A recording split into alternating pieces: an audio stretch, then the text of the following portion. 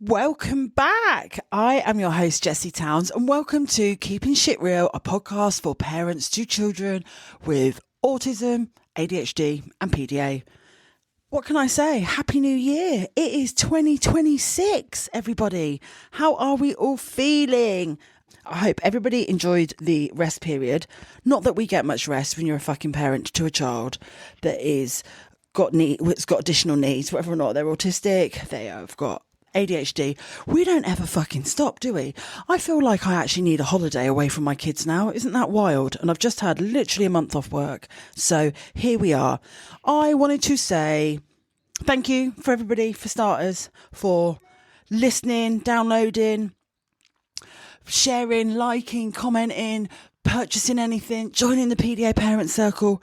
I just want to thank you because you're all fucking amazing. And let's all start 2026 with sharing love and light and good vibes, because we ain't got time for bad vibes, have we? Because let's be honest, when we're parents to children that have got additional needs, every day's a fucking battle. And I just want to say, we are all in this together. So Happy New Year. Let's start 2026 strong. We are going to have a little chat today. I just wanted to have a chat with everybody, and let's just talk about ways that we can try and get off to 2026 with a good start. You might not end up fucking following it through, because let's be honest, when I see people saying, oh, new year, new me, it actually really makes me want to punch them in the face. I'm not going to lie here. Am I being a bitch? I don't know. But, you know, people that are like, oh, we've all got the same 24 hours in a day. No, you haven't. You haven't got the same 24 hours as me if you've got 3 kids, let me tell you. But I think just going into a new year is obviously really quite important, just for our own mental health. It can be really isolating, can't it? It can be really, really challenging. It can be isolating. It can be a lonely place being a parent to a neurodivergent child. So just going to share with you some of my favourite things that I like to do at the start of 2026. Now, if you're in the book club, the Shelf Help Book Club, which I have just decided last week that I can't keep up with it. It was a book club led by a podcast, and this is it. This is another thing. I've realised my own passions and my strengths, and I've also realised my own mental capacity and what I can and cannot, commit to. And I was finding it really, really overwhelming. So if you were in the book club, I'm really sorry. As you know, I have pulled it because I just don't have the bandwidth for it. Recording podcasts like 2 to 3 times a week, it's a lot. And this is what I mean. This is how I'm going into 2026, making decisions and making my life easier, doing things that I'm passionate about, but also bring me much more joy. And I was starting after 2 months to feel that the book club was really fucking stressing me out. So I just thought, you know what, I'm going to pull it. It's job done. I'm not going to do it. Because when you half-heartedly do something, it's a recipe for disaster. So I've got rid of the book club. But that's what I mean. This is what I wanted to sort of talk to everybody about, is that we can, knowing your own bandwidth and what you are capable of and what you're not capable of is really important, to not basically going into burnout. Now, I know a lot of us, burnout has been caused by the lack of support we've got from local authorities, from schools, the stresses of our children that, maybe are out of school for prolonged periods of time. But really great way to start 2026. If you haven't read the book, The Magic, this is where I was going with this. If you haven't read the book, The Magic by Rhonda Byrne, I really, really strongly suggest that you read it. I will put a link to it in the show notes. It is an amazing book. It's a 28-day gratitude process, and you will see mad shit happen, but it's a really great way to start 2026. Now, I know by the time you listen to this, it's going to be Friday and it's going to be like the end of the first week of January. It doesn't matter at all. If you start it next week, you can start it on the 1st of Feb. And just remember that it's not always, is January the first month of the year? Is it? Or is that, have we made that first month? But that's a day for a different conversation.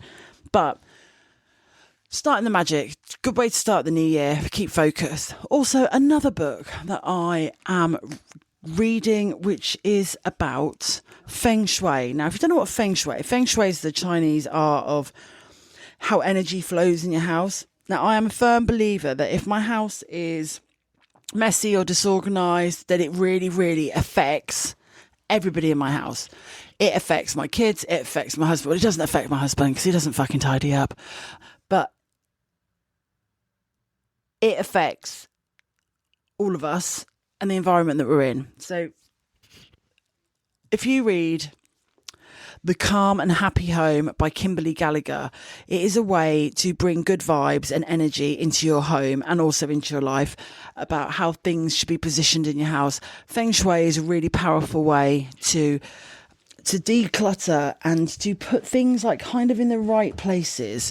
So again, another top favourite book for me. I'm really heavily into Feng Shui. I've got random things all around my house in certain places where they live, because that is where the energy flows. Another great book that you could start with for 2026 is Atomic Habits by James Clear. And that is about starting good habits and getting rid of bad habits.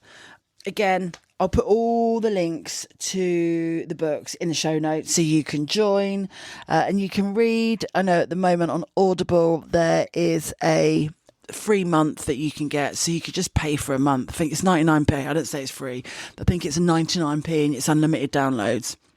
So again, just top ways to be able to maximise if you want to listen to books.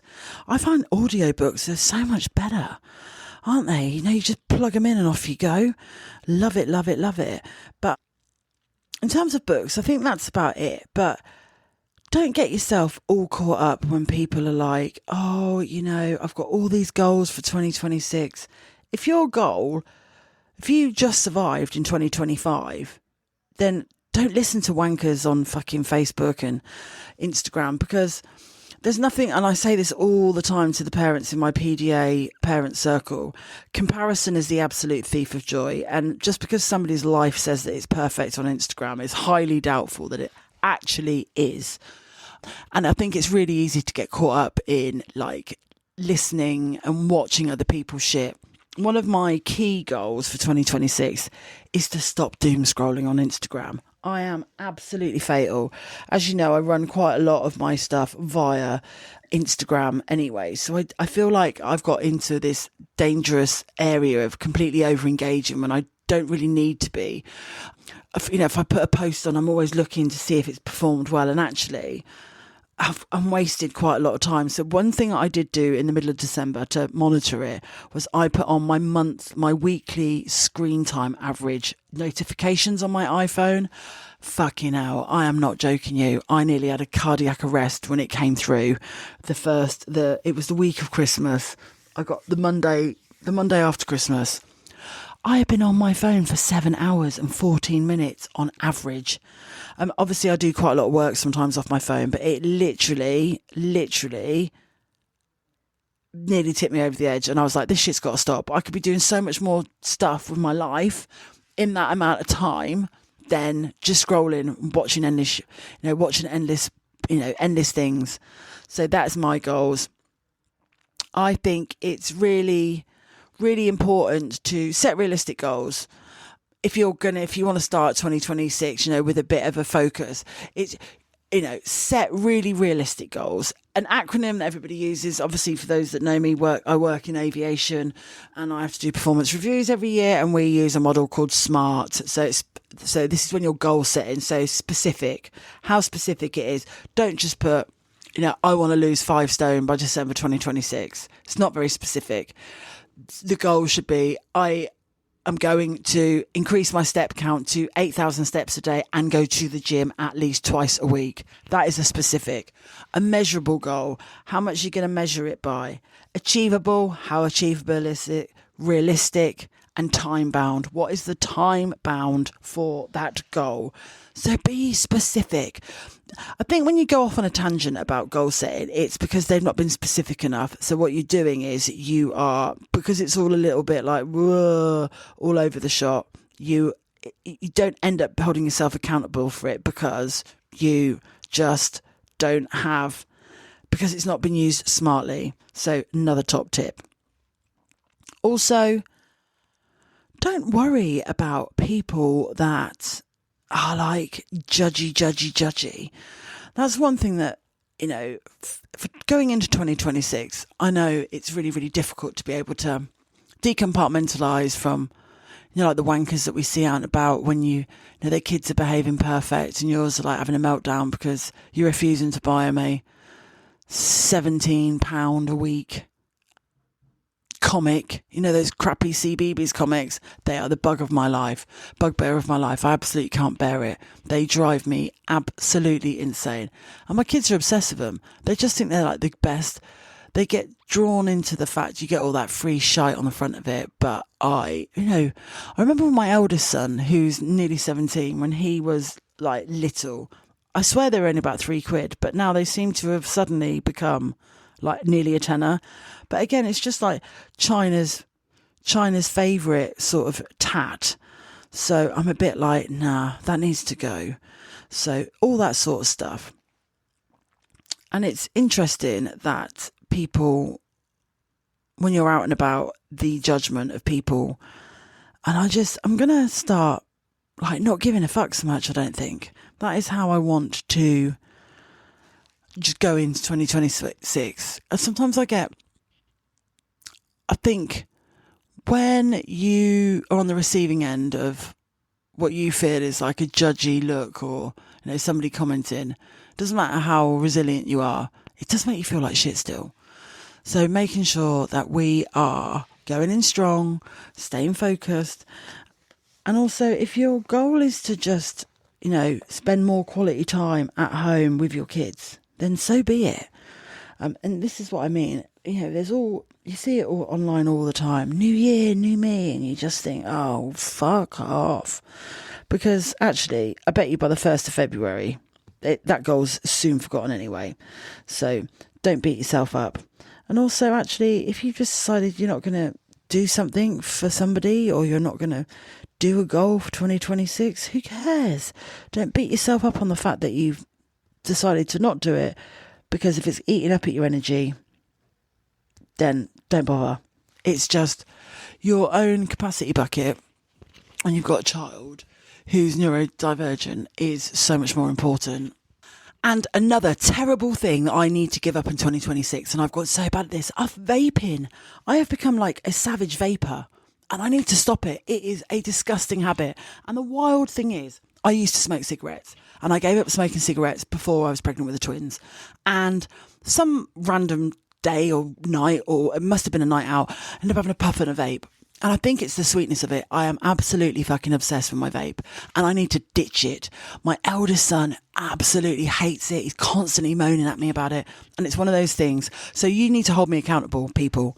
You need to hold me accountable. I need to ditch my vape and start ditching the fucking blueberry jazz or whatever flavour of the month it is. But yeah, that's my goal. Also, my goal is to build the largest platform, a hub called PDA Connect Work, which is a online connection and network hub for parents who've got children that have PDA. I think it is so important that you are in a community of people who are your people and you get it. You've probably been there, done that. When you've got a neurodivergent child, it's very difficult to, socialise, mix with children and parents that are neurotypical. I've obviously got my best mates and none of their children are neurodivergent.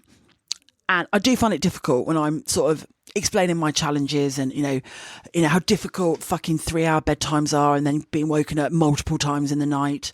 And I find it really, really difficult to get them to understand how difficult life is and how it can be really challenging, and the behaviours that come of having a child who's got PDA and his twin brother who's got ADHD, who's suffering from RSD.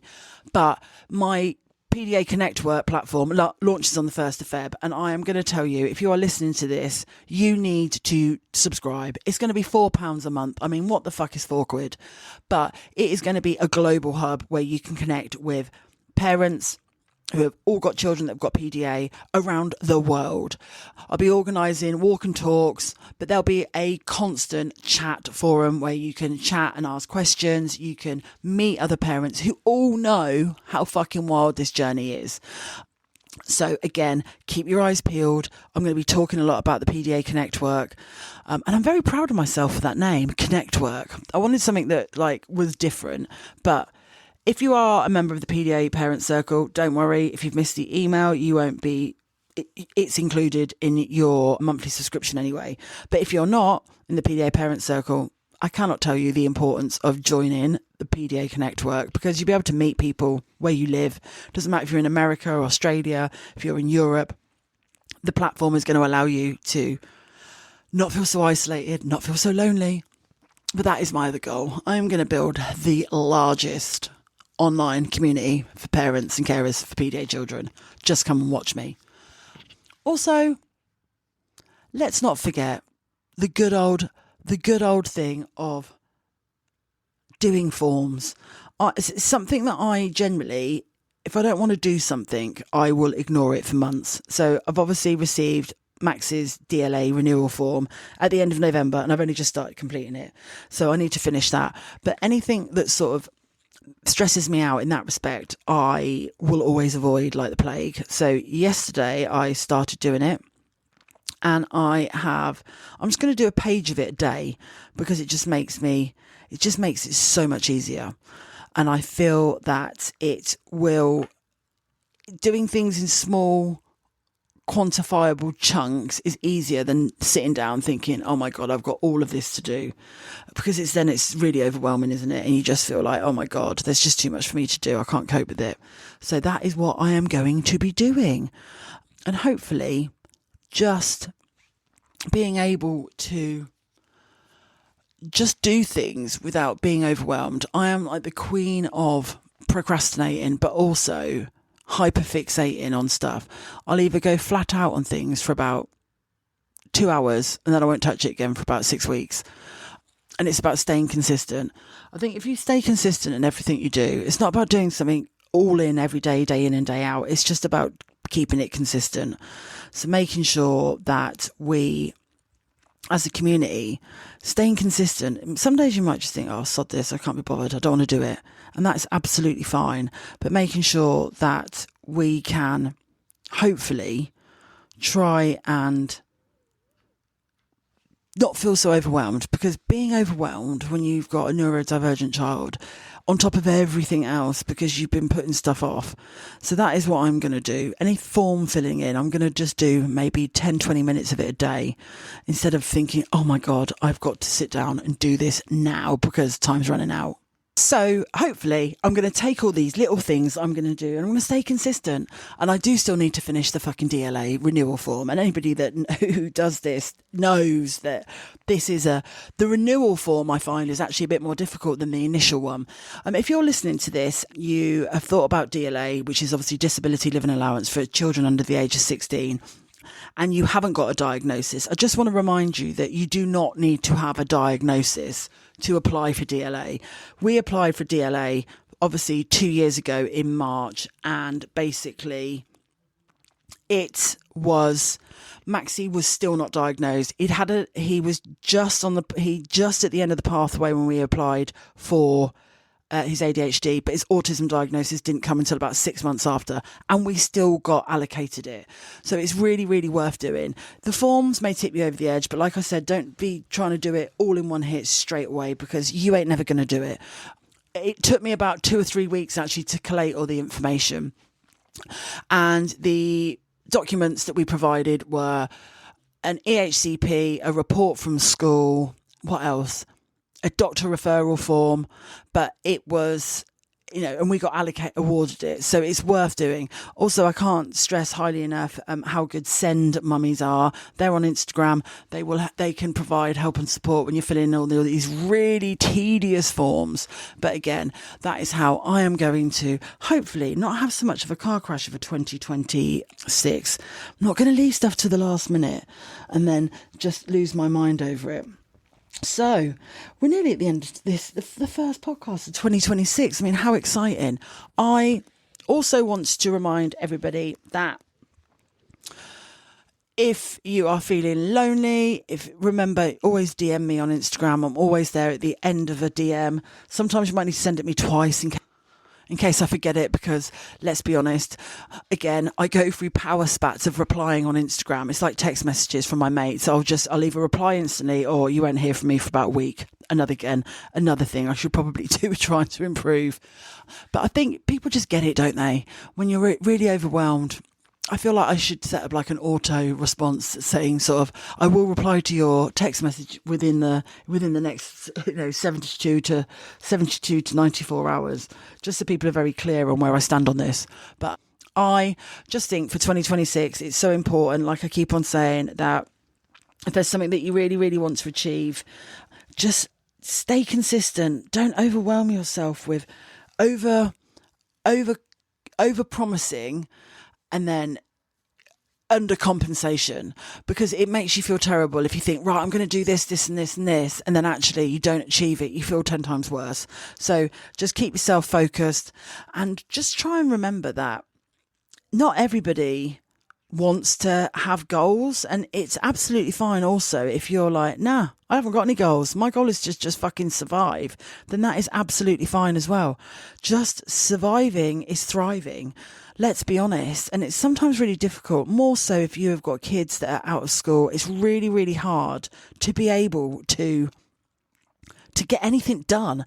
I know that when Maxie was out of school, it was really fucking difficult. I couldn't do anything really. My whole life revolved around Maxie being in burnout, and that's absolutely fine. So I shifted all of my goals to the goal of being here and being present for him, because it was a wild ride.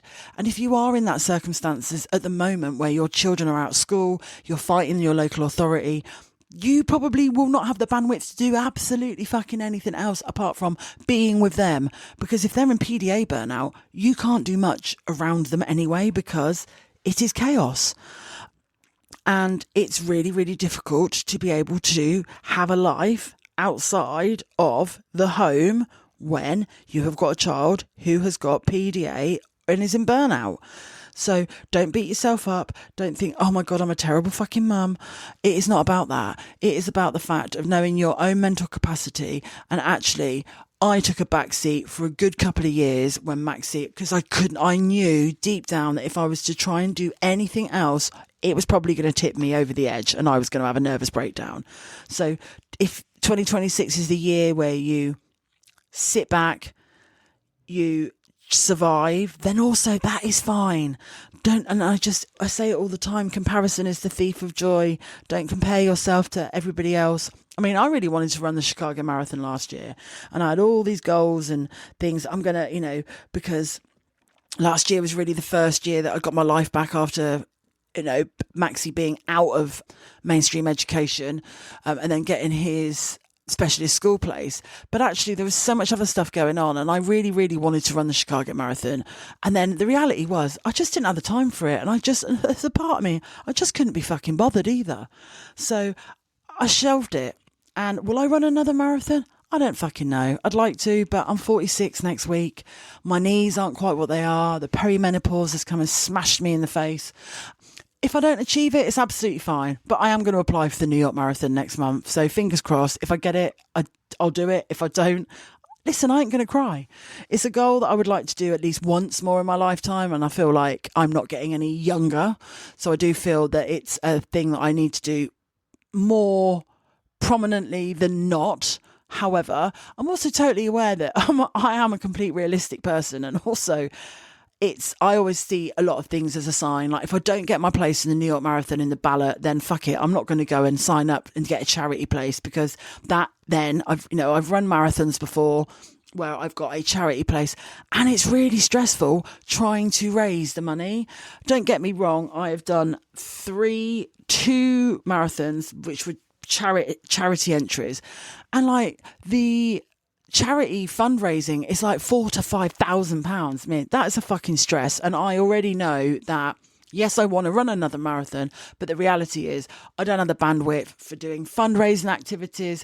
And so I know that the sign from the universe that I am supposed to run another marathon will be, I will get a ballot space and I just pay a $200 registration fee. So there we go.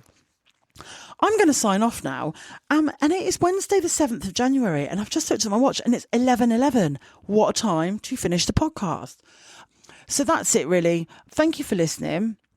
I know that I've waffled on. You may have found it completely interesting or may have just turned it off, so you might not even be listening to this bit. But that is goals for 2026. Don't get beat up. It can be a load of shit. If you're just striving to survive, then don't even worry about it. That is your goal for 2026, is to survive. And yeah, hook yourself up, enroll in the PDA Connect work. 1st of February it launches. And yeah, I can't wait to see you. I am your host, Jessie Towns, and I am checking out for the first week of January. Thanks. Love ya. See you later.